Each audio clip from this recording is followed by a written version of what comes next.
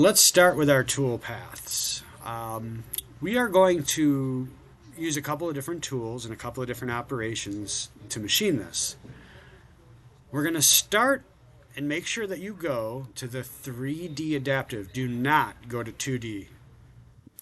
Under the 3D adaptive menu, the first option, adaptive clearing, you're going to select it. And this window is going to appear. We've seen this before. There's 5 different tabs. We're going to select the tool first. You should see the version 2, 2022-23 Haas library. And the first thing we're going to do is we're going to use the 1/4" flat end mill. And we're going to pocket everything on the inside of the part that we can possibly reach with the 1/4" tool.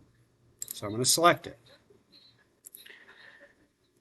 We have to be able to tell, under the Geometry tab, tell the toolpath where to look for pockets. And that's what the machining boundary does. So right now, there's no boundary. It says none. We're going to change that to a selection. And then we're going to pick the perimeter of our part. That's going to be different for everybody. Pick any line or edge that lights up and surrounds your part. You can see that for me, I could pick the top edge or the bottom edge. Either one is okay, but you can see from like my top view that it is completely surrounding. It's like a fence that completely surrounds my part and bounds the tool to within this boundary. I'm going to then go to my heights and make sure that my top height and my bottom height are set to stock top and model bottom so that it cuts as deep as my model has been designed. Then I'm going to go to passes. This is a 1/4" tool. I'm going to allow it to go down as deep as 1/4 inch. Since it's an adaptive tool path, it is allowed to go the diameter of its depth is allowed to go as deep as its diameter. I'm going to turn off stock to leave just because this is not a precision component. So we're going to turn that off. And then the very last linking operation is my ramp, how the tool enters into the material. I want it to helically enter, and you can see from the preview what that helix looks like. But I'm going to change my angle to 6 degrees, and I'm going to change my diameter of that helix to be something more like 0.15. The reason why I did that, I'm going to hit OK.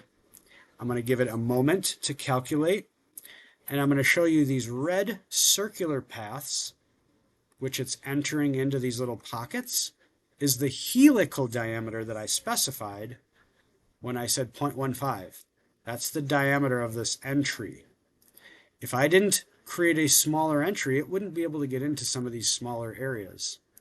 So you can see if I click away, it was only able to get into these 4 pockets as well as this large pocket, but it was not able to get into these smaller ones. So I'm crossing my fingers and hoping that I'm able to get into these smaller pockets with my next operation, which I'll do with an 1/8" tool.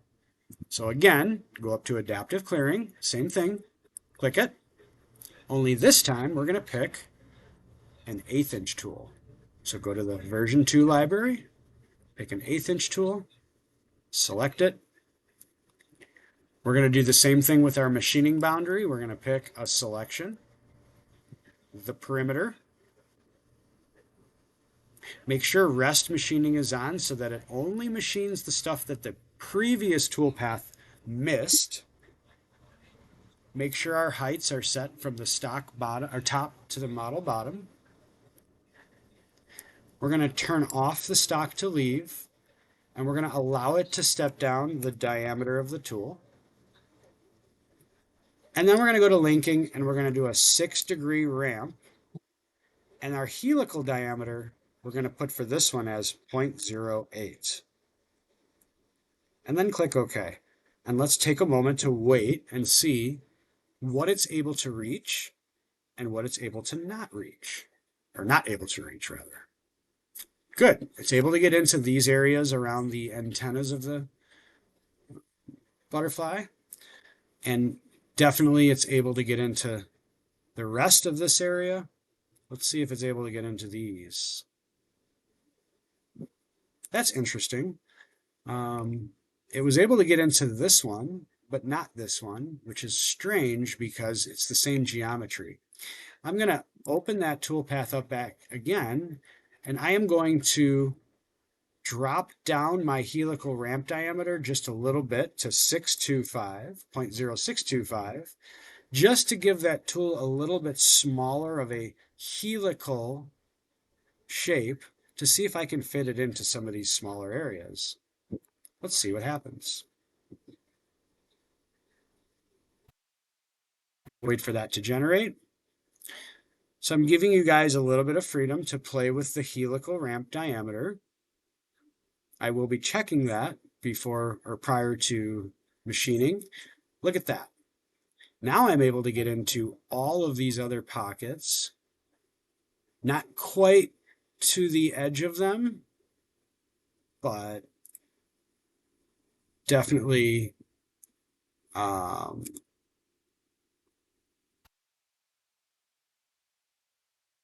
there we go.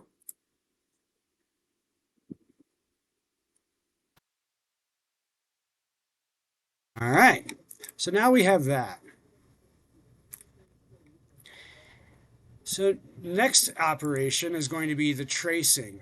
I usually leave the sketch turned on that has my sketching lines on them. And in the manufacturer mode, if you open up models, you can find where that sketch folder is, and I can turn that on right there.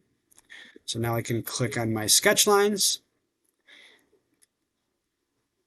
So for the tracing, we are going to go to 2D. This is the only, actually not the only, because we're also going to do a contour under 2D. So we're going to go to 2D trace, and we're going to select from the version 2 library.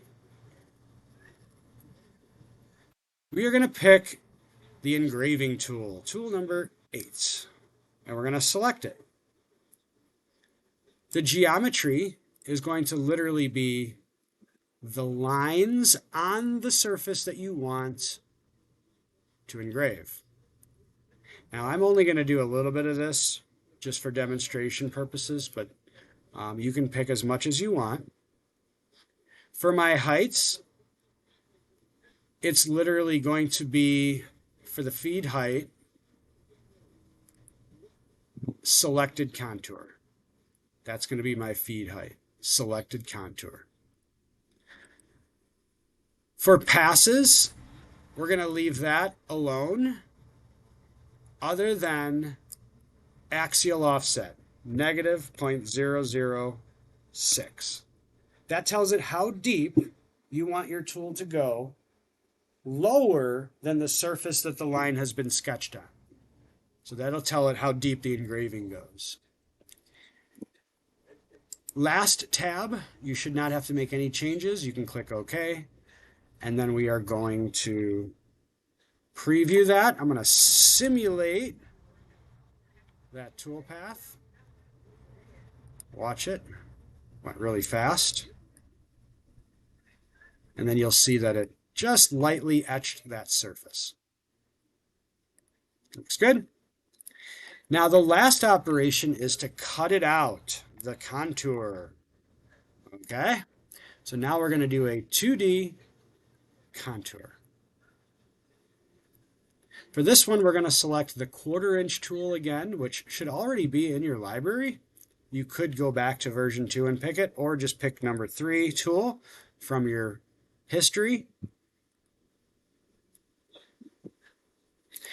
We're going to go to geometry, and we're going to pick the perimeter. I usually pick the bottom edge. And you're going to make sure that that red arrow is on the outside of your part, not on the inside. If it's on the inside, click the arrow and make it go to the outside. Turn on tabs. Switch it to triangle tabs. turn the tab height to 0.1. Got that? Go to heights, change bottom height to model bottom, and change your offset to -0.05. Go to the fourth tab, which is passes, and turn on multiple depths and leave it at 0.1.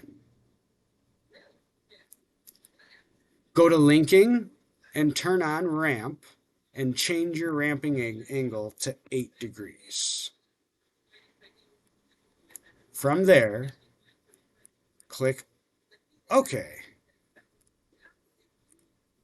And now you should see tabs, multiple depths with the toolpaths, click save, and have me check your file. Any issues with it, go back, make changes to your design, regenerate your toolpaths, but that's it, folks. Pretty simple. Thanks for watching.